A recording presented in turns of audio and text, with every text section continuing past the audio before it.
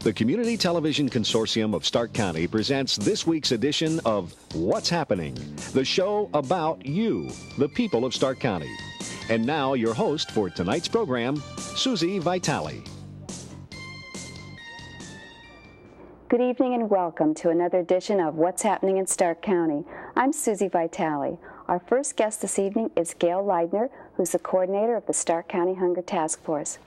Gail, first of all, I think people would be interested in knowing what the Stark County Hunger Task Force does. You see a lot of this at Christmas, but then sometimes people forget that people are hungry all year round. Well, that's true. Okay, so what does the Hunger Task Force do? Well, the Hunger Task Force provides non-perishable food items to 21 different sites in Stark County. That includes 4 Salvation Armies, 1 rescue worker, 2 domestic violence centers, and battered women at the Y, plus a lot of other churches and so forth. Right now, my statistics are about 15,000 a month that I'm feeding. That's a lot. And so that takes a lot of food. It's increasing every year. Oh, it is. Well, the population is increasing. You know, we're past the baby boomers and we're into little people, and of course the elderly too. You know, that's a serious problem. But we strive this time of year particularly to have a lot of donations, because all of us feel philanthropic during the holidays, Thanksgiving and Christmas, and we like to give and we like to share of our family and of our time. But this time of year, you know, Easter is approaching us, and the children will no longer be in school, and they won't have free breakfast, and they won't have free hot lunches, and it's critical. It's critical right now. You know, people think if you're going to do a food drive with your organization, you get a lot of food, and that's great. But 2 cans of food will feed 2 little kids. That's true. You know, and fruit, 2 cans of fruit. So it's, you know, I just try to stress how important that it is, you know, this time of year. The postmen are having a very large drive, and it was great. Last year we collected 40,000 pounds of canned goods. It was fantastic. Now groups, like individual groups can do this. They can call you up and you can help them arrange to have a food drive, or give them ideas, or help them work out how to do this.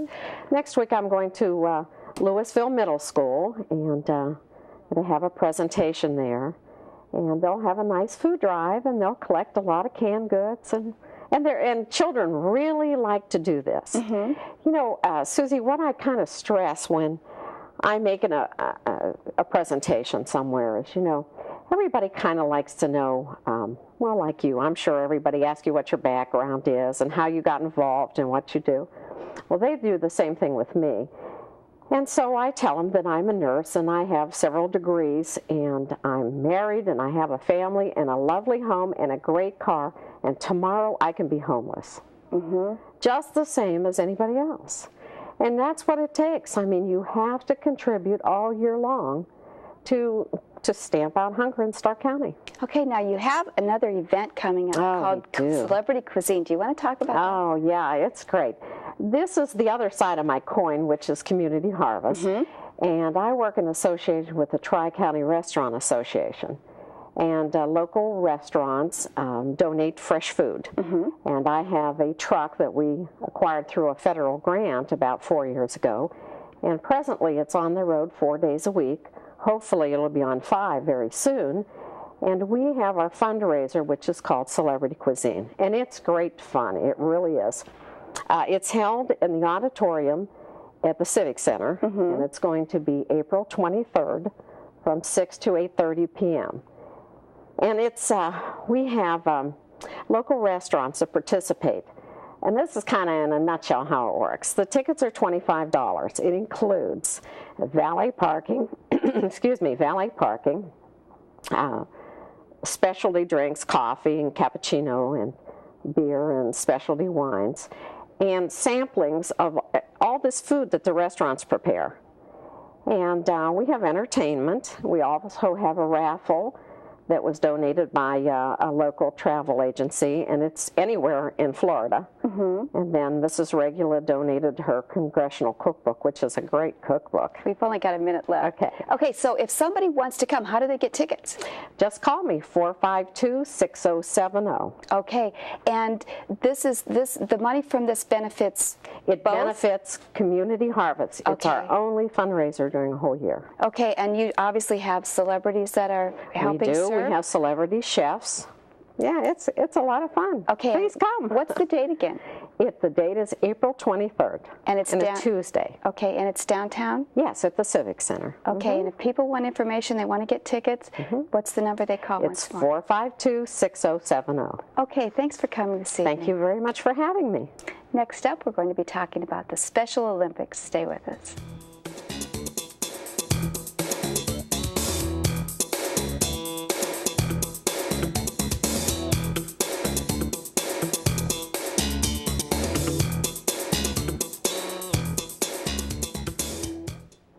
Our next two guests are Jane Maddie, who's the coordinator, and Paul Summers, who's a coach with the Special Olympics. Now, we've been hearing a lot about Olympics in Atlanta, but these are the Special Olympics. You want to explain what the Special Olympics are? Okay, I'm glad to. A lot of times people do get a little confused over that. But Special Olympics are for people ages 8 on up. It's any age, and it's people who are mentally retarded and or developmentally disabled. So Special Olympics has been around a long time, but it has grown tremendously. Now, who can participate? Do you have to be a part of the MRDD, or how do you participate? For our specific program, you do. There are some that are involved with public schools, though, also. Ours, we have over 300 people in our program alone, so we can't really open it up to anyone else. We are year-round, and since the age range is so large, we have people just... There were like 100 some who signed up just for bowling alone. So that's a lot of people all year. Now, I had remembered when you were booked on the program that this isn't just a one-time event. This goes year-round. So do you want to explain what the events are? Sure. We start out like in the fall. We'll have basketball, and then it kind of rolls over the first of the year. And in fact, we're just finishing up basketball with the state finals, and then we'll go into bowling, which Paul's very much involved with. We go into track and field, developmental, and when they're all wrapping up around June, we go into softball and then back into basketball again. Oh, that's great. So it goes all year round. Now, Paul, what are you doing? What's going on right now? Well, like Jane said, right now we're finishing up the basketball. My involvement with basketball is we have 2 teams, and I'm the head coach of one of them. Our season is over. Our other team will be participating soon in the state finals in Cleveland. Great. They're one of 4 teams left in their division. We also have a basketball skills program that we have about 33 active participants, and I'll be taking a dozen of them to Cleveland for the state skills competition. Now, do you specialize in the basketball, or do you work at any of the other sports? I kind of work with anything they'll let me get involved with. I've been involved with everything that we've done at one point or another. Okay, now obviously you have to have volunteers that do this. So what do the different volunteers do? Actually, I do like to point out that the volunteers are not expected to take over and make decisions. The volunteers are mainly there to give support and encouragement, and maybe like in bowling, under Paul's direction, they would help a certain number of bowlers pick out their balls and get their shoes on and get to the lanes. Paul initiated a league last year, so we have community people bowl right with our bowlers, just like a regular league. And that was a wonderful thing last year. A lot of people enjoyed getting into that, and you get to know the people better, and it's really a nice social thing for our bowlers then. Do you need volunteers? We can always use volunteers. It's part of Special Olympics' success is the fact that we get people from the community involved. And that's a great relationship then that's established, and they start to realize how unique and charming some of our people are. So we really like to see that happening. And people can usually schedule their schedule with ours, because a lot of our practices are either after work or on the Saturday. So it works. Works out pretty well. I wanted to ask you how much time was involved if you're a volunteer, but you can sort of schedule. That's right. So you don't have to say you're going to, for the next 3 years, give all your time to this. It's just whatever works with your schedule works with ours. Now, how many are involved in the basketball program? Can you just kind of... With athlete-wise? Sure. We have 2 teams. There was We started out initially with 13 athletes on each team, so that would be 26, and then we had the 33 in the skills, so close to 60. Oh my goodness. People. Now, what age group, did you divide them up by age groups, or do you have a mix? No, we do it mostly by ability. On a team, I think on my team we had a 43-year-old was our oldest player, and 25 or 26 was the youngest. You let the 25-year-olds do the running. A lot of it depends. Maybe they've never played basketball before, so we have the skills group to teach them just the basics of dribbling and shooting, and that's where we need more volunteers too to help out. So they're all kind of separated into the different groups throughout the practices. Now, there's probably, we only have about a minute left, but there's probably a lot of people that have played basketball that could really be helpful. Yeah, particularly like she said, in the skills group. This year we had 33 people in a gym, a modest-sized gym, and dividing them up into groups and doing the different skills. We had to call and scramble for some extra help, but people did respond. But that's really a big opportunity for people. Okay, we're about out of time. What's the phone number? Phone number for any kind of information is 477-5200. Okay, and you can use volunteers all year round, or you can volunteer for one little area. That's right. Okay, so 477-5200, and that switchboard can tell you who to talk to. Correct. Okay, and you're Jane Maddie, and they can ask for you. That's right. Okay, thanks for coming this evening. Thank you, Susie. Next up, we have Tom McGraw. Stay with us.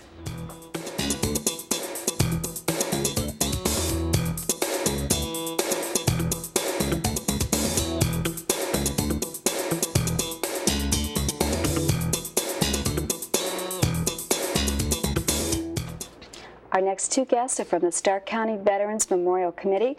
We have Tom McGraw, who is the president or chairman, and we also have Gary Jervis, who is the designer.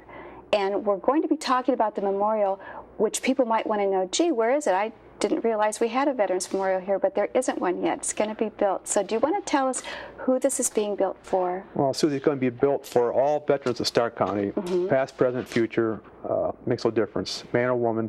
As long as they put the uniform on and serve their country honorably, they will be remembered and honored with this memorial. And it will be located at Westbrook Veterans Park on a corner of 13th Street and Harrison Avenue Northwest, across from the Boy Scout building there and the new Stables restaurant there. Now, do you need to be deceased in order to live in it will honor those who gave the ultimate sacrifice, who have passed on, but this is, like I said, it's going to be past, present, and future veterans. Wartime, peacetime, makes no difference, man or woman. Okay, and if someone has moved to Stark County and they were born somewhere else, or if they were born here and moved away, they're still able to be included. It still applies, in this. yeah, they still will be included.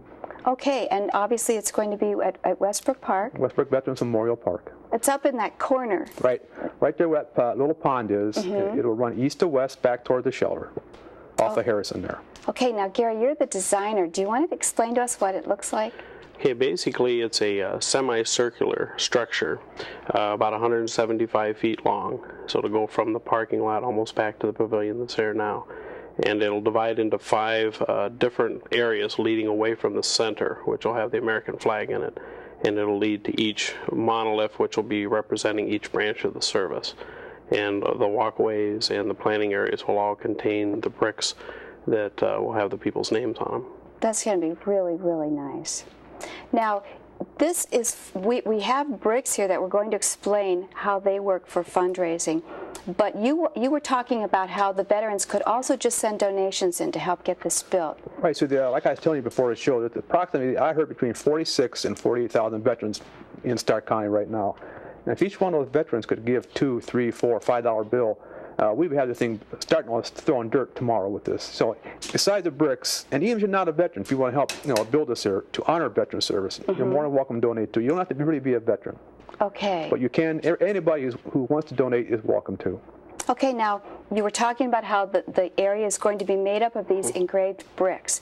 So Tom, let's talk about the bricks. There's 2 sizes here. Do you want to explain the difference? Sure. So the big one here, the 8x8, that's more or less like on this brochure here is the memorial donor or the patron donor. They're $500 and $1,000. You get 4 lines, 13 characters per line. And then the smaller one, 4-inch by 8-inch pavement brick, is the family donor or a friend's donor. Okay. So, you know, either way, that's a $50 brick, and like I said, the other one's a $500 or $1,000. Okay, and you get 13 characters and spaces across, and you can basically say what you want to say on these bricks. As long as you don't run words together or names together, as long as you know, you got to remember now, a space counts as a character. Sure. So you want to make sure you got a space right, so everything's not jumbled up and you can't read what it says. Now, these bricks are really nice, and they're nice to see in person. They're really deeply engraved, and you have a lot of information about the memorial and about the bricks. If people want you to come out and talk and maybe speak to their group, do you do that? Oh yes, in fact, we was at a place today at the Ford Retirees Club over there on the Elks Club by Tim's Tavern. Nice reception over there for those people. Yes, we will come out and talk to anybody who has a group who's interested in the memorial. Just give me a call, 452-2285, and I'll be glad to come out and speak to you. If not me, it'll be one of us. Okay, and you also are willing to send these brochures out? Yes. There is an address. If they call me or see the address on the television there, I'll be glad to get a brochure out. If they have any questions, I'll be glad to answer them. Okay, and this is, this is for everyone, and it is going to be beautiful, but Gary, it also is going to be expensive. We've just got about a minute left, but how much is this going to cost approximately? I know you don't... Approximately between $250,000 and $350,000.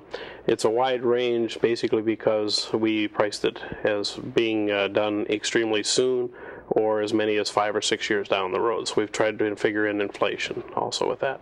Okay, so we only have half a minute left now. So what is the phone number if people would like more information, you to come and speak, more information about the bricks or the brochure? 452-2285, that's my home phone number, and I'll be glad to answer any questions.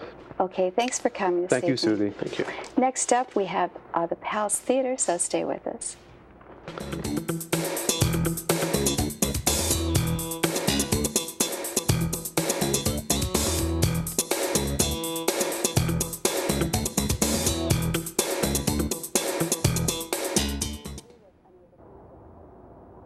The Palace Theater was unable to make it this evening, so next up we have Pat Perkins with the calendar of events. Pat? Thank you, Susie.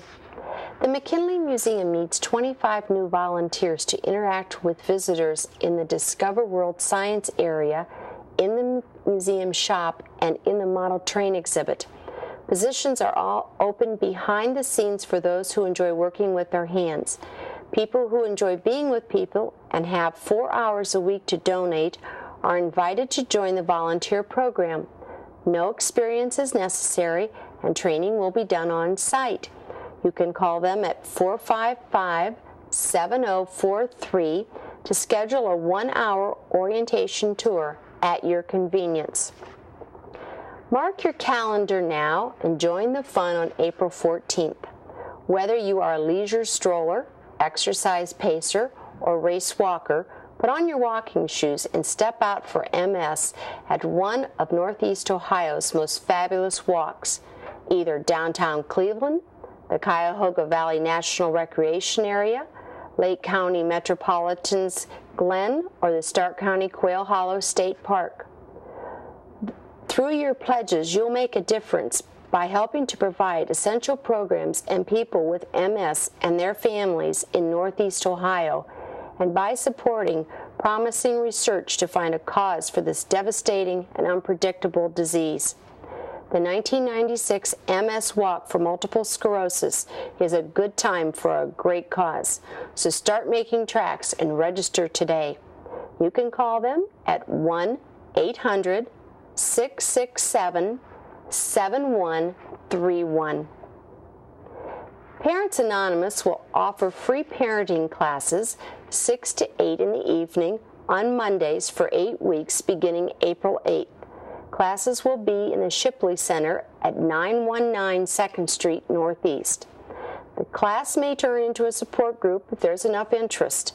Child care will be provided. So to register, give them a call at 453-7644.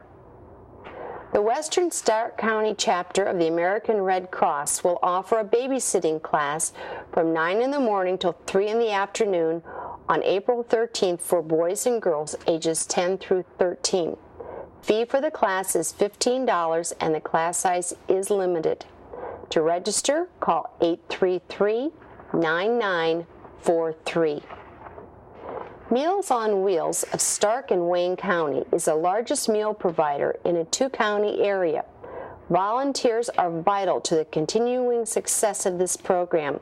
To volunteer, please call them at 966-8010. The Timken Mercy Medical Center announces the official relocation of Timken Mercy's work health and safety services to 6200 Whipple Avenue North, and that's in North Canton.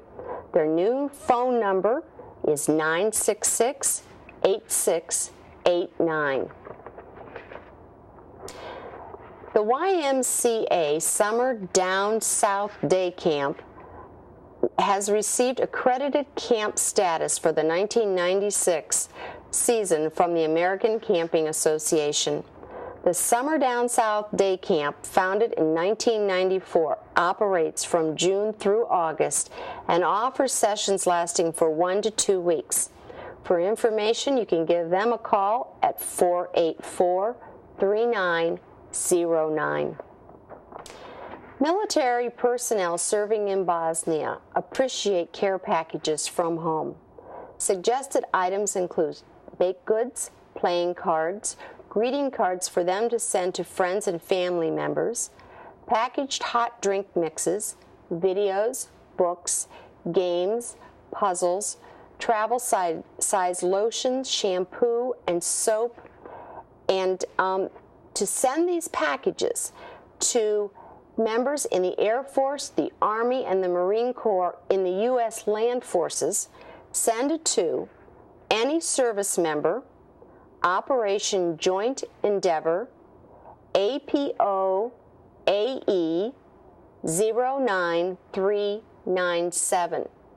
Now, to send to Navy or Marine Corps personnel that are aboard a ship, send to any service member, Operation Joint Endeavor, FPO AE 09398. Relive the memories of this special night. This year, the alumni associations have made arrangements to have a professional 3-camera video production of the All-City Night alumni. To receive your own VHS copy by mail, fill out the order form and mail with a check made out to the Lincoln Alumni Association, Post Office Box 20192-591. It's Canton, Ohio, and the zip is 44701. Because of the length, the program will be offered as 2 separate videos. Tape 1 will be Lehman and Lincoln, and tape 2 will be McKinley versus Timken. These tapes will contain the game in its entirety, along with performances by the band and the cheerleaders, and that's when we'll see Susie in it. Proceeds from each tape purchased will benefit the alumni associations of Lehman, Lincoln, McKinley, and Timken. Again, that address is the Lincoln Alumni Association, Post Office Box 20192-591, Canton, Ohio, and the zip is 44701.